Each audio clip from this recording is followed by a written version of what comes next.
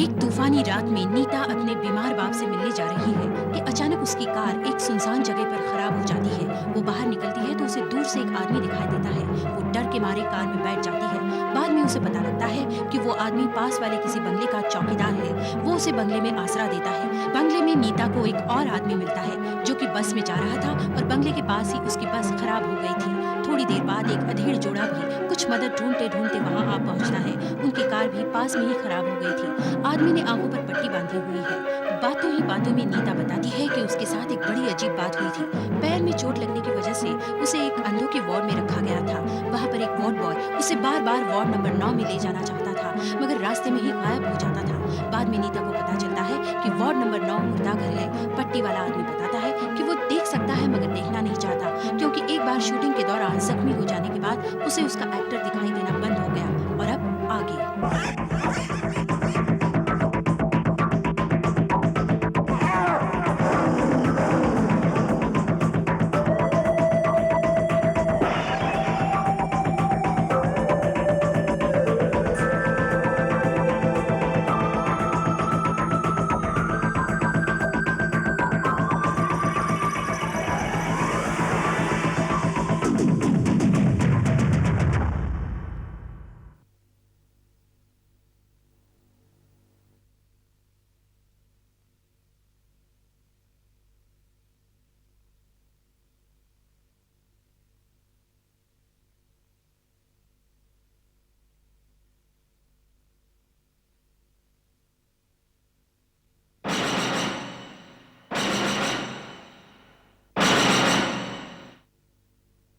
तो सर हम एक रिहर्सल कर लें? हाँ हाँ करो। ठीक है। तो mister Manoj, are you ready? I'm ready, come on. ठीक है, तो जरा आप टायर उठा के दिखाइए। Okay, fine. देखिए आप जरा पोजीशन हाँ, देखिए। थोड़ा थोड़ा और ऊपर लीजिए। ठीक है। अच्छा, थोड़ा इसके इधर आइए, आगे आइए। नहीं हो रहा है। नहीं नहीं, और थोड़ा ऊपर देखिए आप। अच्छा ठीक है। थोड़ा और सीधे खड़े हो रही है। अच्छा ये पोजीशन ठीक है। थोड़ा सा आगे आइए। Very good. थोड़ा मैचो मैचो लुक सर। ठीक है सर। Stop it 1 minute. क्या हुआ सर? मनोज कहाँ है? ये है मनोज सर। मुझे दिखाई नहीं दे रहा। सर सर ये मनोज सर, ये है मनोज। नहीं हूँ मैं। मुझे सिर्फ मनोज की आवाज आ रही है। सर क्या मजाक कर रहे हैं सर? मैं मजाक नहीं कर रहा, मुझे मनोज दिखाई नहीं दे रहा। ये जो कुछ नए टेस्ट और एक्सरेज हमने कराए उनकी रिपोर्ट्स सब कुछ क्लियर है, कहीं कोई प्रॉब्लम नहीं है। तो फिर डॉक्टर मुझे मनोज दिखाई क्यों नहीं दिया? उसकी आवाज तो मुझे साफ साफ सुनाई दे रही थी, लेकिन वो खुद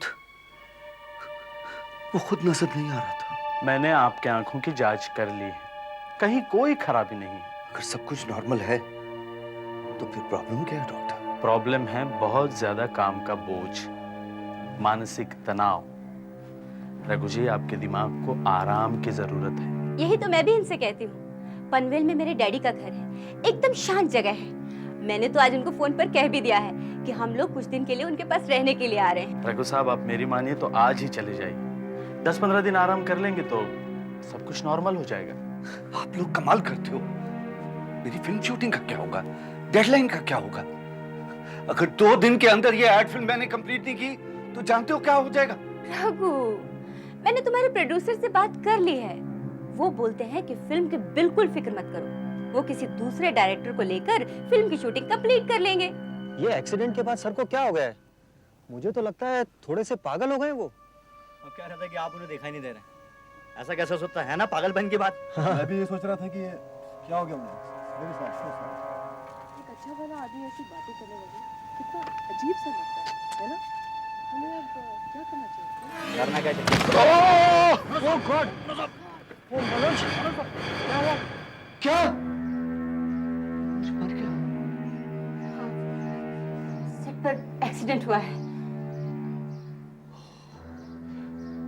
मेरी समझ में आया कि उस दिन वो मुझे दिखाई क्यों नहीं दे रहा था।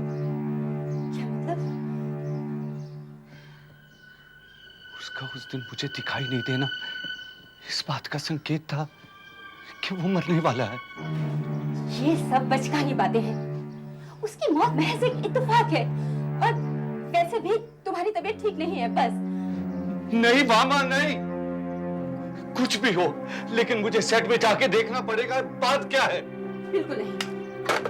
सारी पैकिंग हो चुकी है। हम लोग अभी जाएंगे पनवेल, अपने डैडी के घर। अच्छा हुआ तुम दोनों यहाँ आ गए। बिल्कुल शांत जगह है, आराम के लिए एकदम परफेक्ट, कोई टेंशन नहीं। मजे से खाओ पियो, ऐश करो। शाम को अभी भी थोड़ी लेते हो ना? हाँ हाँ जी पापा। हाँ, गुड गुड गुड गुड। ये अचार लो, ये इट्स वेरी टेस्टी। कल ही मैंने सूरत से मंगवाया है। हाँ अरे ले लो भाई, सूरत का है। हाँ अरे ऐसे क्या देख रहे हो रघु बेटा, ये ले लो। हाँ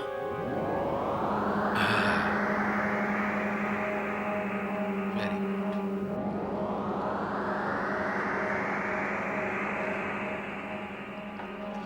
अरे हाँ, जरा सैलड दे दो रघु बेटे। अरे भाई सैलड दो। रघु, सैलड दो पापा को।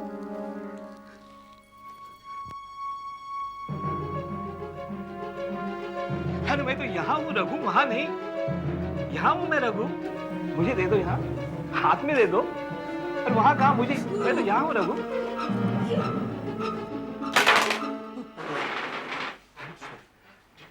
Raghu, I'm sorry. क्या हुआ? तुम्हारी तबीयत तो ठीक है ना? मामा, पता नहीं मुझे क्या हो रहा है। शायद मुझे आराम की जरूरत है। मैं रूम में जा रहा हूँ। Please excuse me. Please take care. हाँ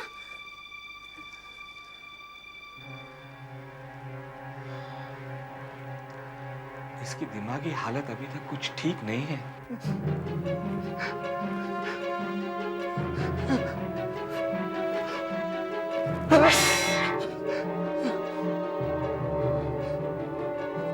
ये अचार लो, ये इट्स वेरी टेस्टी। कल ही मैंने सूरत से मंगवाया। हाँ अरे हाँ, जरा सैलड दे दो रघु बेटे। अरे मैं तो यहाँ हूँ रघु, वहाँ नहीं। हाँ हूँ मैं रघु।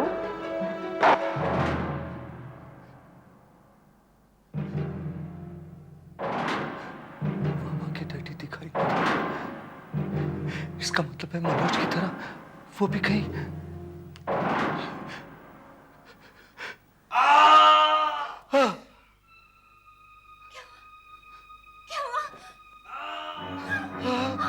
ये तो पापा की आवाज है। पापा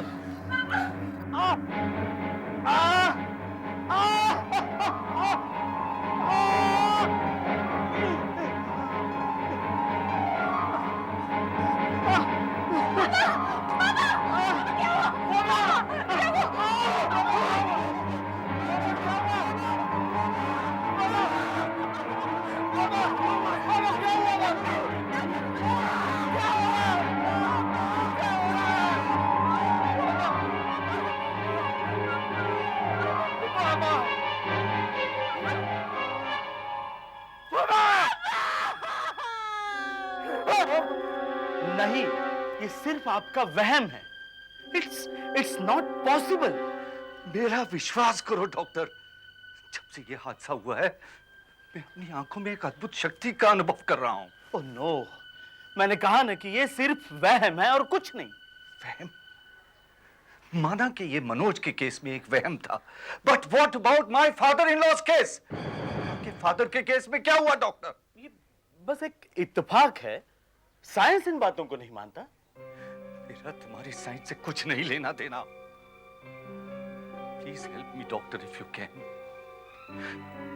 तुम नहीं समझ पाओगे जिस मानसिक पीड़ा से मैं गुजर रहा हूं। नहीं चाहिए मुझे ये शक्ति, प्लीज नहीं चाहिए ये शक्ति जिसमें कि मुझे दूसरों की मौत का पूरा आभास हो जाए। आई एम सॉरी, लेकिन खुद मेरी समझ में नहीं आ रहा है कि क्या हो रहा है। ठीक है डॉक्टर, ठीक है, तो फिर मुझे ही कुछ करना पड़ेगा। ये क्या कर रहे हैं आप? रघु जी, रघु जी! इन आंखों से अब किसी को नहीं देखूंगा, किसी को भी नहीं। रघु जी, किसी को भी नहीं देखूंगा। रघु जी प्लीज, रघु जी।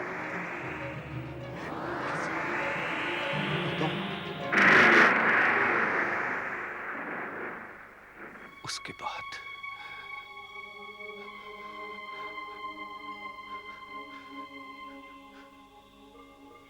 बाद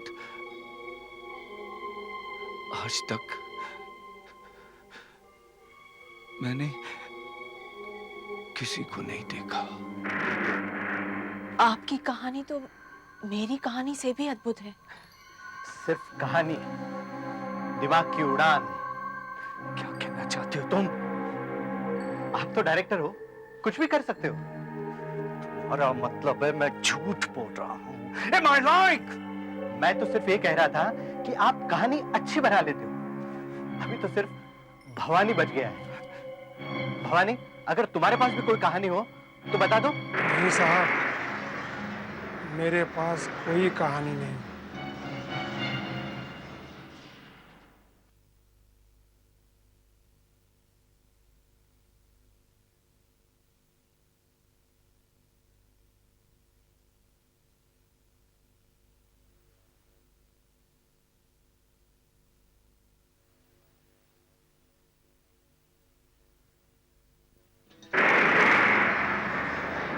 नहीं साहब, मेरे पास कोई कहानी नहीं। बेवकूफ आदमी!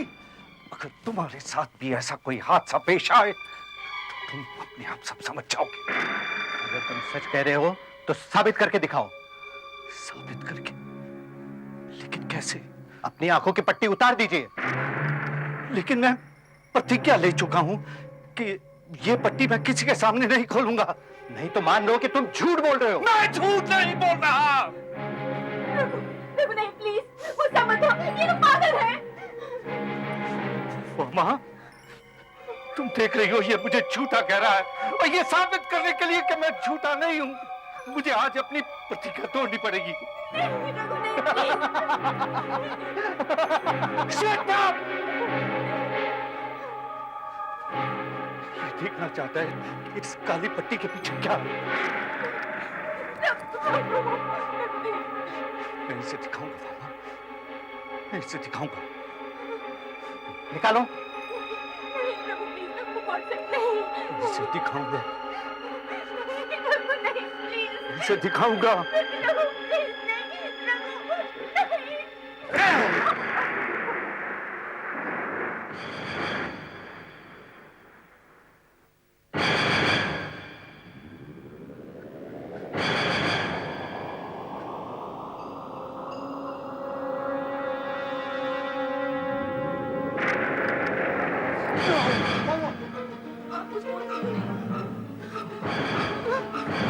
मामा, मुझे इन दोनों की आवाज तो आ रही है, लेकिन ये दोनों कहीं दिखाई नहीं दे रहे।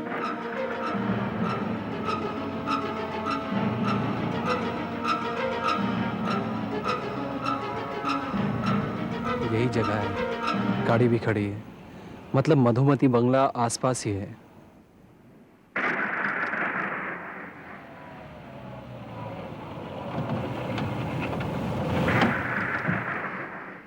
क्या कहा? मैं नहीं दिखा देता।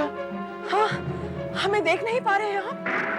नहीं मामा, इनसे कह दो इनकी सिर्फ आवाज आ रही है, मुझे मैं इनको देख नहीं पा रहा। ये बहुत जल्दी मरने वाले हैं। झूठ, ये फिर झूठ बोल रहा है। मैंने इसकी आंखों की पट्टी उतरवा दी, इसलिए मुझे डरा रहा है। मेरा विश्वास करो, मैं सच कह रहा हूँ। बहुत जल्दी मरने वाले हो, बहुत जल्दी मर जाओगी। हाँ बाबा, मुझे दिखाई नहीं दे रहे ये लोग, बहुत जल्दी मर जाएंगे ये लोग। टैक्सी, टैक्सी आ गई। अब हमें इस नर से छुटकारा मिल जाएगा। चलो नीता, चलो। ये तो वही आदमी है। आदमी?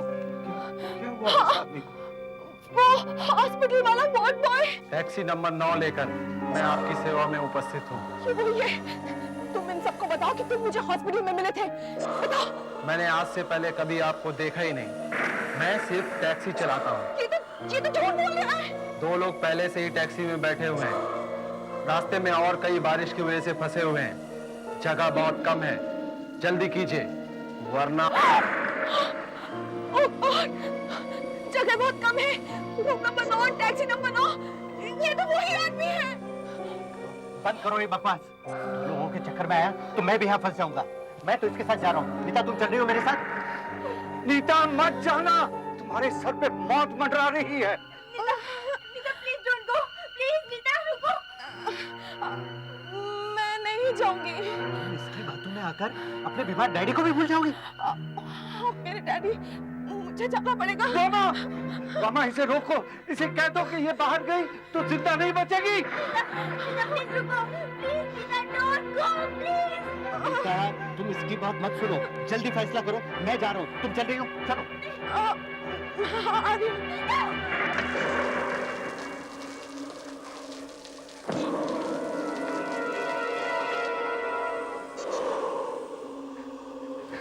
बेवकूफ कहीं के। बहुत जल्द उनकी मौत अपने चंगुल में उन्हें दबोच लेगी। आप अपनी बात बड़े विश्वास से कहते हैं कि मेरा कार कभी गलत नहीं। शायद आपका कहा सच हो गया। कोई फायदा नहीं मामा, मैंने तो बहुत मना किया था, लेकिन उनकी मौत उनको अपनी ओर खींच के ले गई। टैक्सी का लाइट ऑफ होने से कुछ दिखाई नहीं दिया साहब। टैक्सी स्टार्ट ही नहीं रही थी, शायद बैटरी फेल हो गई थी। सब लोग बोनट में देखने लगे तो वो दोनों खत्म हो गए।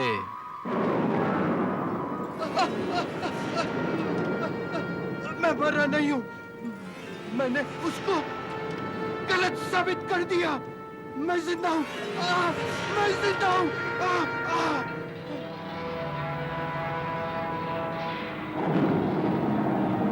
वो दोनों बेवकूफ थे जिन्होंने मेरी बात नहीं मानी, जिसकी कीमत उनको अपनी जान दे के चुकानी पड़ी। पता नहीं क्या, मैं जिस चीज को नहीं देख पाऊंगा वो ऐसे ही मर जाएगा, ऐसे ही मर जाएगा। मामा रिलैक्स प्रभु, रिलैक्स। जो होना था सो हो गया। अब टेंशन लेकर क्या फायदा। ठीक कहती हो मामा, हमें यहाँ से निकल जाना चाहिए, हमें यहाँ से निकल जाना चाहिए। क्या हुआ? क्या हुआ रघु? रघु क्या हुआ? रघु क्या हुआ?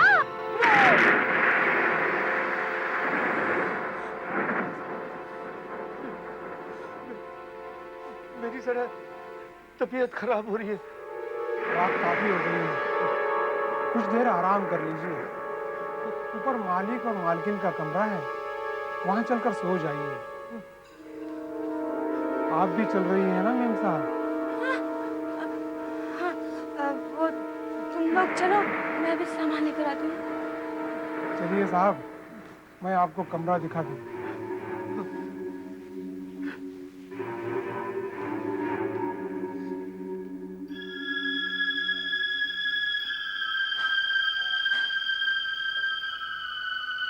मैं जानता हूँ आपने क्या देखा। क्या मतलब? मेम साहब आपको नहीं दिखाई दी ना?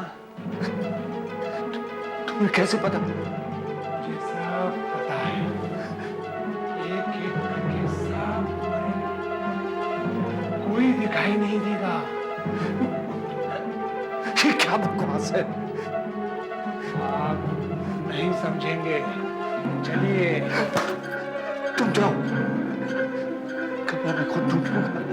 ठीक है, मैं मेम साहब को देखता हूँ।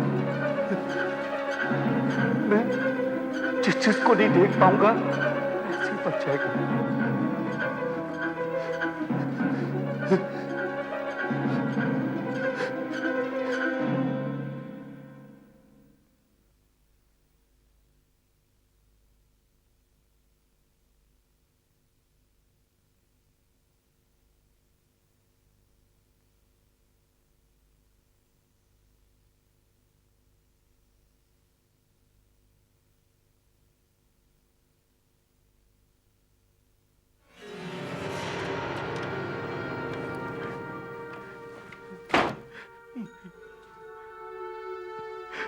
मामा को कुछ नहीं होगा, कुछ नहीं होगा मेरे मामा को।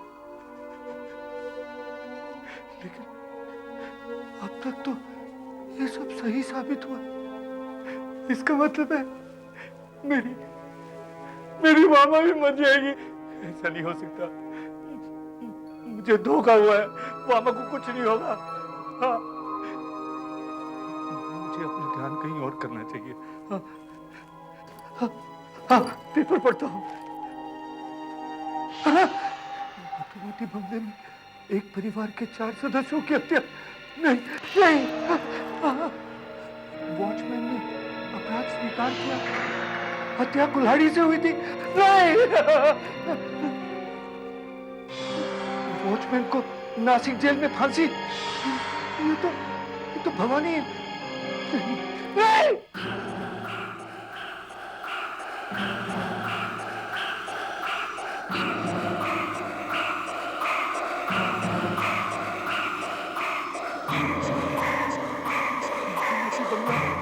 भूतिया महल, भवानी भूत नहीं हो सकता, वो जिंदा है। वो इस बंगले का चौकीदार है। हाँ, मैं हूँ इस बंगले का चौकीदार। इस कुल्हाड़ी की धार अपना वार कभी खाली जाने नहीं देगा। वामा का काम तो मैंने पहले ही तमाम कर दिया है।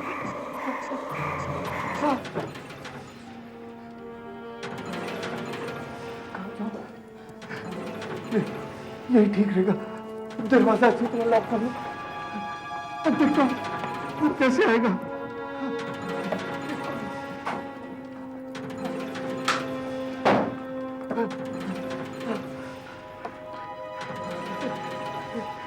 अपने मुझे पकड़ सकता।